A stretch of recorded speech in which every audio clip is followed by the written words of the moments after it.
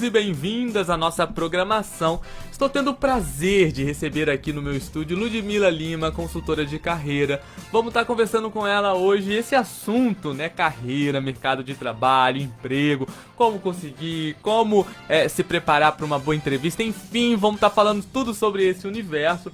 Agradecer a audiência da galera que acompanha a gente ao vivo pelo nosso Facebook Rádio Itatiaia FM. Você que curte a gente pelo Radinho FM, fique à vontade para participar.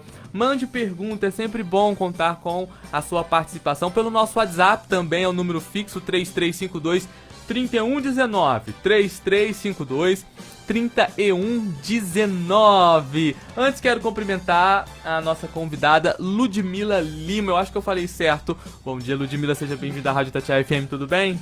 Bom dia, tudo bom? Quero agradecer aí ao espaço, né? E a oportunidade de estar aqui mostrando o meu trabalho. Nós que agradecemos. Ludmila é consultora de carreira. Hoje em dia a gente vê falando sobre isso na rede social, falando sobre isso nos outros veículos de comunicação, na TV, no rádio, enfim. Se apresenta um pouco, explica pra gente, pro amigo ouvinte que tá em casa, o que é uma consultora de carreira, o que é um consultor de carreira?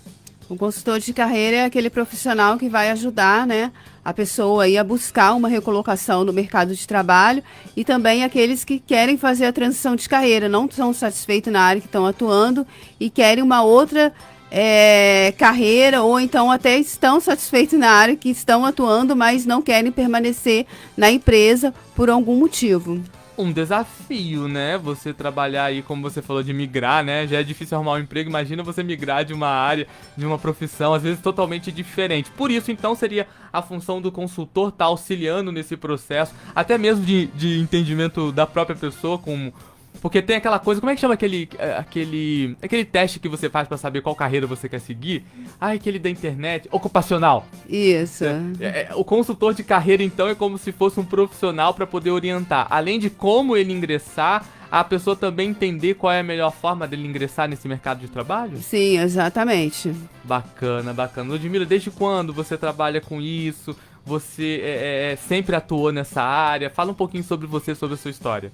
Então, eu comecei atuando, né, em 2018, que eu comecei a fazer currículo para os meus amigos e eles gostavam. E tem uma moça que eu conheci no LinkedIn que ela pegou e falou assim: nossa, Ludmila, você faz tão bem o currículo, por que você não abre uma consultoria de carreira, né? E eu não sabia muito sobre isso, aí ela me ajudou bastante, foi orientando. Não, aí você já começa aí a cobrar um pouco pelos seus serviços.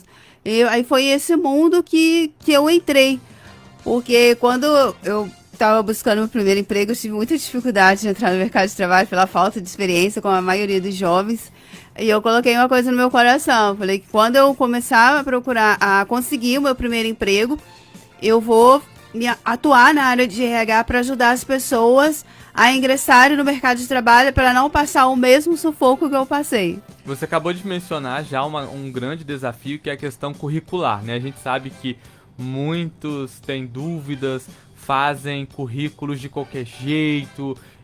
Eu sei porque eu também estudei um pouco nessa área e a gente tinha matéria só sobre como fazer currículo, porque é aquela coisa, né? É aquela primeira apresentação do candidato a uma determinada vaga. Enfim, como que você avalia enquanto profissional o currículo, a importância do currículo e finalmente também como fazer um bom currículo, como elaborar uma boa apresentação pessoal?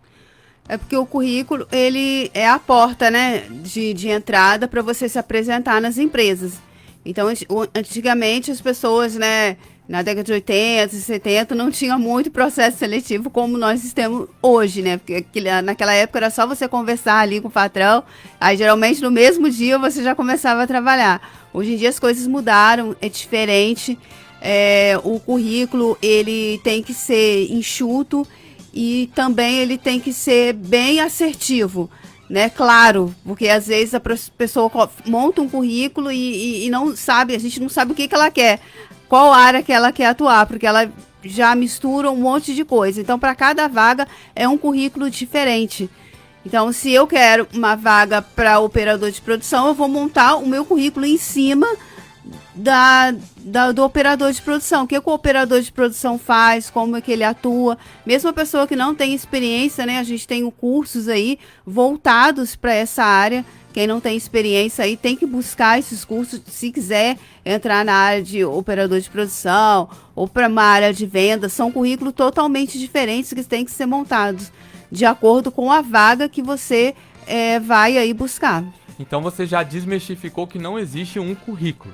Existem os currículos. Por exemplo, se você eu quero pedir uma vaga lá na padaria do meu bairro. Eu vou fazer um currículo. Agora, se eu quero pedir uma vaga na empresa da minha cidade, vamos dar um exemplo aqui, a Michelin, uma empresa aqui próxima, tem a Michelin, tem a Jaguar, tem a outra empresa aqui, a Ibrame. Então, são currículos diferentes? Isso, exatamente. Porque aí você já sabe o que você quer e você vai mostrar isso para a empresa que você quer atuar, que você quer trabalhar ali naquela área. De modo geral, fala pra gente aí, o que um bom currículo tem da pessoa? Que informação que um bom currículo é imprescindível, tem que ter? Então, aí você já coloca, né, o seu nome completo, não coloca os dados pessoais, que hoje em dia a gente não sabe para quem vai parar o currículo, então é só o telefone, o e-mail. Nada de CPF, RG, não, nenhum tipo de... Olha que dica boa, amigo ouvinte, nada de CPF, RG... Tem gente que coloca, né? Não, porque são informações pessoais. E hoje em dia a gente já não pode ter essas coisas. A gente tem que ter um certo cuidado. Então é só o contato, né? Do telefone, o e-mail, a URL do LinkedIn, o objetivo profissional que não é frase. Não é? Tem gente que coloca, eu tenho muito para contribuir com a empresa. Não é assim. O objetivo profissional é o cargo. O que você quer dentro da minha empresa? Você quer ser um vendedor? Você quer ser uma recepcionista? Você quer ser um operador de produção? Você tem que saber o que você quer. E não uma empresa. Tá? E não é aquela frase padrão, né? Não. Estar inserido dentro da empresa, ajudando no que for possível, mostrando as minhas competências e aprimorando pro crescimento sabe? Não é uma frase, tem que ser algo focado para a empresa. Exemplo, padaria. A pessoa quer concorrer a uma vaga de atendente na padaria, né? Como que ele colocaria um objetivo? Aí o objetivo dele seria atendente, né? Ou então atendimento ao cliente. Trabalhar com atendimento ao cliente na empresa tal. Ponto. E mandava o currículo para a empresa. Isso. Aí o objetivo atendente ou atendimento ao cliente. Então, olha só que interessante, amigo ouvinte. Cai no desuso aquela coisa toda que você coloca aquele objetivo que não tem nada a ver, que é copiado do Google, né, da internet. Eu acho que isso deveria ser um erro, né? Não deveria fazer isso.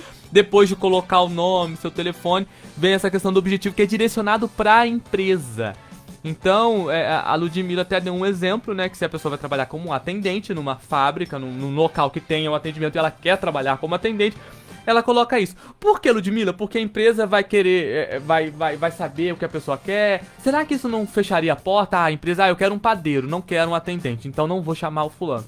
Como que o lado do empregador, quando ele vê o currículo?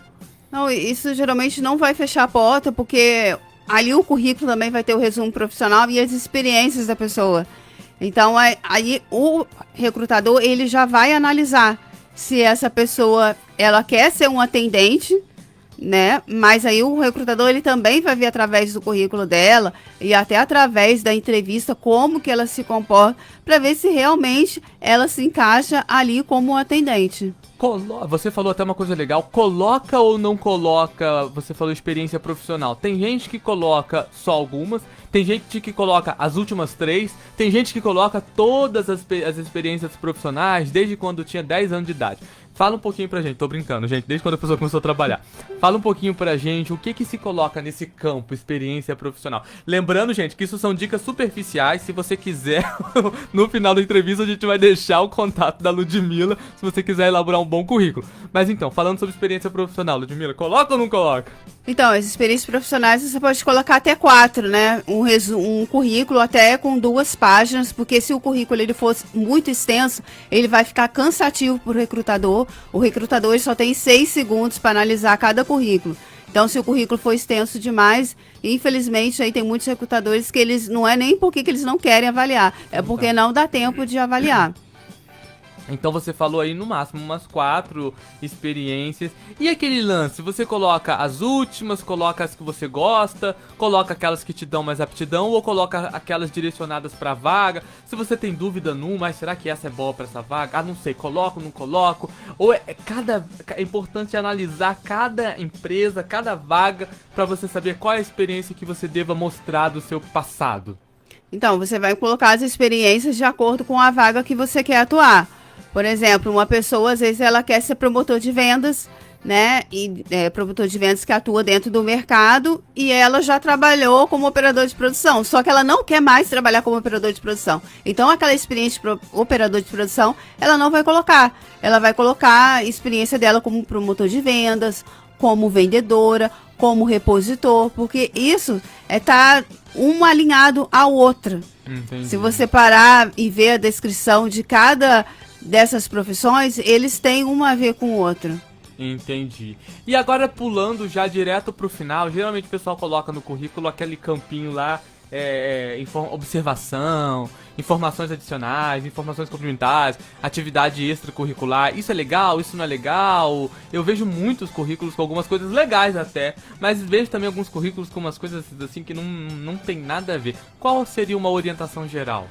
Então, aí no final você coloca informações complementares. Essas informações complementares vai ser os cursos que você já fez ou o curso que você está fazendo. Também aí você vai colocar se você tem uma CNH ou não. Ali nas informações complementares são assim, são os cursos e as informações que vai agregar para a empresa, que tem muita empresa aí que pede que a pessoa ela tenha uma habilitação, né? Entendi. Então são informações que vão realmente fazer ser relevantes nesse processo. Feito esse currículo, hoje em dia tem muita coisa também digital, né? O pessoal às vezes tem o currículo físico, mas tem que preencher digitalmente os dados em plataformas, tem que às vezes levar... não mandar por envelope amarelo. Lembra o antigo? Você tinha que pôr currículo no envelope pardo. Hoje em dia você tem que mandar por e-mail. Tem alguma regra? Você escreve... Aí algumas empresas... O Cine de Itatiaia, por exemplo, pede para que o candidato coloque lá no assunto a vaga pretendida. Ou isso depende do processo seletivo. No e-mail você pode colocar lá: segue anexo meu currículo, ATT, nome e telefone. Então, aí, quando você for enviar o seu currículo por e-mail, você vai colocar tipo uma mini carta, se apresentando, né, colocando o seu nome, as suas graduações, os seus cursos e o seu objetivo profissional, que é a vaga, né? Aí então no você final, dá um adianto. Isso. Aí dá um aperitivo. Verdade. Aí no final você fala, para mais informações, estou disponível. Aí você coloca, né, o seu nome embaixo. Nunca enviar o currículo sem nada, só o currículo em anexo, né? Tem gente que só manda o currículo em anexo, não coloca nem um bom dia, nem um boa tarde, e já vai enviando o currículo. Então é interessante você colocar no corpo do e-mail essa mini carta de apresentação. E também, se for pedir a pretensão salarial, tem que colocar a pretensão salarial no corpo do e-mail, que tem gente que não coloca. Isso a gente pede ou não pede? Coloca ou não coloca? Isso é uma informação importante. Todo mundo tem dúvida sobre isso. Tem que colocar. Coloca. Tem que colocar. Pretensão salarial mais do que pontinho, pontinho, pontinho. Ou Isso. de até tal. Como é que é? Aí você coloca a sua pretensão salarial, qual que você deseja ganhar, qual é... Acima de... Não, aí você vai colocar R$1.500, R$2.000, assim que você vai colocar. Então, pretensão salarial de R$2.000. Exatamente. Com base na sua vaga, você calcula, você imagina a empresa sua anterior pagava tal, ou a empresa que você está agora e você está buscando uma nova. Uma pergunta boa, Ludmila, se a pessoa está trabalhando, né? Muitas pessoas têm dúvida, né? Se eu colocar que eu estou trabalhando, às vezes eu não vou conseguir um emprego, melhor eu deixar essa informação só para a hora da entrevista. Ou eu já tenho que colocar lá, emprego falando de tal, como é que é? De até atual, de até dias atuais, de até o momento. É importante informar se você está trabalhando ou deixa essa informação para entrevista caso você queira mudar de empresa? Não, é bom deixar a informação que você está trabalhando, né? Porque é interessante aí que você esteja ativo no mercado de trabalho. Independente de qual qual empresa ocupação que seja, você estava qual fazendo. ocupação. Exatamente. Bacana, Ludmila, bacana, bacana. E existe ainda muitas dúvidas, você, dentro da sua profissão? O pessoal ainda procura bastante, você falou de que seus amigos pediam ajuda com relação a montar o currículo. Ludmila, me ajuda aqui a fazer o currículo, Ludmila, pelo amor de Deus. A demanda do consultor de carreira, dessa pessoa, desse profissional, da sua área, ela é grande aqui na nossa região. Muitas pessoas procuram para poder ajudar realmente essa questão de construir um currículo. Sim, muita gente ainda tem dúvida. Você vê, né, hoje como estamos, né, ainda tem dúvida e as pessoas como cometem aí pequenos erros, né? É verdade. Ludmila, a gente passa pela primeira fase do currículo, depois vem a temida entrevista de emprego. Vem aquele problema, né, que é você encarar de tete a tete, frente a frente. Muitas das vezes existe dinâmica de grupo. Gente, eu odeio dinâmica de grupo de empresa pra fazer. Cara, é muita vergonha. As pessoas, eu acho que os candidatos ficam sempre muito desconfortáveis, né? Aquelas entrevistas de emprego. E as entrevistas presenciais mesmo, colocar você frente a frente. Enfim, fala um pouquinho sobre a importância da entrevista de emprego, como que isso é avaliado hoje em dia pelas empresas. Você também, quais são as orientações que você dá para o candidato? Então, a entrevista de emprego, a pessoa ela tem que, né, saber se portar, né, ir lá responder as perguntas de forma assertiva, né, ser educado com todo mundo, né, até quem está ali na limpeza, que às vezes a pessoa passa direto, não cumprimenta, só fica querendo cumprimentar cargo alto, né, e não é legal, né, é legal você tratar todo mundo da mesma maneira. E ter calma, né? Eu sei que é difícil, mas assim, também tem que manter um certo controle, né? Porque aí a pessoa, quando fica nervosa demais, ansiosa demais, pode acabar atrapalhando aí na entrevista. Você falou do vestuário, você falou portar. Como que funciona isso? Todo mundo tem dúvida sobre a roupa, né? Com que roupa eu vou pra entrevista de emprego? Então, aí vai depender de como que é a empresa, né? Se a empresa for informal, por exemplo, se eu for para uma entrevista no mercado, num shopping, aí eu já não vou formal, né? Aí eu já vou de uma calça jeans escura, nada dessas calças rasgadas. Pode colocar um tênis ou um sapatênis, uma camisa polo, entendeu? Aí quando já for um lugar mais, né, formal, um escritório, por exemplo, de advocacia, aí eu já tenho que ir com uma roupa social. Tem que ir com a roupa que é a cara da empresa. Porque se a empresa for informal e você for formal, as pessoas vão olhar para você e falar, nossa, da onde que ela é? Ela não pertence ao nosso mundo.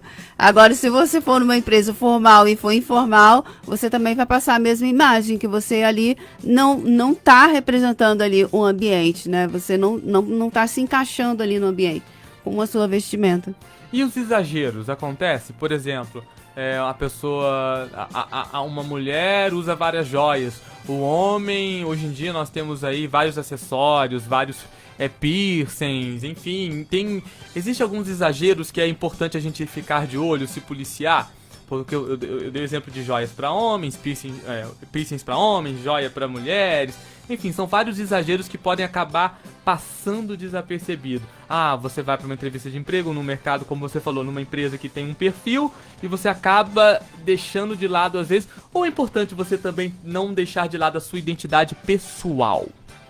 Então, a gente tem que tomar cuidado, né, os recrutadores e as empresas também, com essa questão do preconceito, né, de pessoas que usam tatuagens, de pessoas que usam piercings. Então, assim, a gente deixar de contratar pessoas assim já é um tipo de preconceito. Então, é importante que haja a identidade pessoal da pessoa, não é querendo dizer que a pessoa não vai cometer exageros, mas não se confunda com a identidade pessoal, como eu falei. Exatamente, só que tem empresas que ainda não aceitam, tá? Pessoas com piercings, pessoas com tatuagem. Na entrevista, eles não vão falar isso para o candidato, simplesmente vão reprovar o candidato, porque se for falar isso, o candidato pode processar a empresa. Vai colocar um xizinho lá no formulário. Fulano tem alguma coisa que não vai ficar registrado. Exatamente, né? Fulano de tal tem piercing, tem tatuagem, tem empresas que estão reservadas a isso. Inclusive, eu já trabalhei em empresas assim, que há 2 funcionárias elas tiveram que tirar o piercing. Chegou lá, olha, aqui não trabalha com piercing, você vai ter que tirar seu piercing. E eu já trabalhei em empresas também que homens não podiam usar barba. Tá? Aí já chegava Eu trabalhei numa empresa que o homem não então... podia usar barba, aí tinha que usar máscara. É sério, mas isso era porque era uma questão complexa que, por exemplo, uma indústria de produtos alimentícios, um açougue. Ó, lógico, né? Os homens e as mulheres usam touca por causa do cabelo. E se os homens tivessem barba, eles tinham que usar máscara para que não caísse um fio no produto. Então não se trata de discriminação, e sim é um processo de alimento, né? E que precisa como um EPI. Mas se a pessoa, por exemplo, trabalha numa recepção e não pode usar barba, seria uma discriminação, porque não faz sentido poder ou não poder usar barba ou piercing ou exemplos desse tipo. É isso, né? É, porque depende da empresa, né? Porque tem empresa que aceita de boa, mesmo dependente de qual cargo for. Você falou um assunto muito importante, a questão da discriminação. A gente tocou nesse assunto. E a questão da foto no currículo, né? A gente voltando ao assunto do currículo, porque muitas das pessoas deixaram as fotos, alguns fazem, alguns tiram, outros deixam, outros não colocam. Como que é isso? Tem que ter foto no currículo, não tem que ter foto? E se a empresa exigir foto no currículo? Então, tem empresas que elas exigem foto no currículo, né? Quando a empresa exige foto no currículo, aí você tem que colocar a foto no currículo, mas se você não tiver a vontade para poder participar de um processo seletivo que exige a sua foto, você tem o direito de não participar do processo seletivo não enviando o currículo. Você, enquanto sua análise pessoal, é uma forma de discriminação. É. Pedir foto no currículo porque você quer ver a aparência da pessoa antecipadamente. Isso. Né? Sem antes conversar, sem antes avaliar. Esse tipo de situação, infelizmente, como a gente tá falando, acontece, faz parte da nossa realidade. É importante que o amigo trabalhador, o amigo candidato, fique atento e se valorize também. Como eu falei da sua identidade visual, jamais deixe de ser aquilo que você é. Se você usa um piercing, se você tem a sua identidade pessoal, se afirme dentro do mercado de trabalho, e tudo isso é uma questão social e temporal. Daqui a pouco tudo, como aquilo que há 100 anos atrás era absurdo, hoje é permitido, daqui a 100 anos vai ser algo totalmente diferente. Entrevista comportamental. A gente tá falando sobre entrevista. Cara, é um desafio você olhar pra cara da pessoa, como você falou, nervosismo. A gente tem a roupa, a pessoa se porta, se arruma, não põe um perfume nem muito forte, nem muito fraco, toma um banho, fica cheiroso, e chega lá, vem aquelas perguntas que você não imagina da onde que o candidato tirou, aquelas perguntas que você fica pensando assim, você acha que vai chegar lá, vai só perguntar, o que você fez nessa última empresa? Aí o cara vai lá e não pergunta nada daquilo. Cara, como que é hoje em dia as entrevistas comportamentais, como que o candidato se porta pra responder de forma... Você já falou manter a calma, né? Mas tem hora que a gente acaba hesitando, né? Existe uma nova técnica hoje em dia, existem novas técnicas de entrevista. Eu falei de dinâmica em grupo, né? Algumas empresas optam por fazer a entrevista em grupo já como um processo seletivo. Eu já participei de processos seletivos e que era uma fase eliminatória, a dinâmica de grupo. Tipo assim, tinha a fase curricular, todo mundo passou. Aí depois tinha a fase eliminatória, dinâmica de grupo. Quem passou, aí sim ia pra fase final, digamos assim, que era a entrevista pessoal. Olha como que é esse universo das entrevistas, falando também de entrevista comportamental. Porque, como você citou, né, a dinâmica de grupo, a gente avalia como que a pessoa vai se sair, como que essa pessoa vai trabalhar bem em equipe. Tem candidatos que na entrevista, na dinâmica de grupo, só ele que fala e só ele que faz. Ele não deixa as outras pessoas falarem, as outras pessoas não participarem da dinâmica de grupo. Isso daí já é um ponto negativo. Entendi, já é observado. Já é tudo observado. E depende das perguntas também. Se eu perguntar pra você o que você gosta de fazer no final de semana. Aí você vai, tipo, eu gosto de sair, eu gosto de balada. Sendo que a vaga que você tá pleitando é uma vaga que você vai ter que trabalhar no final de semana. Às vezes você vai ter que trabalhar de noite. Então, tudo isso a gente já fica atento, né? Uhum. Será que aí como é que ele vai fazer? Ele gosta de sair de noite, ele gosta de balada. De qualquer forma, é importante a sinceridade, né? A gente sabe que se você mentir, o entrevistador, a pessoa que tá te entrevistando, vai perceber.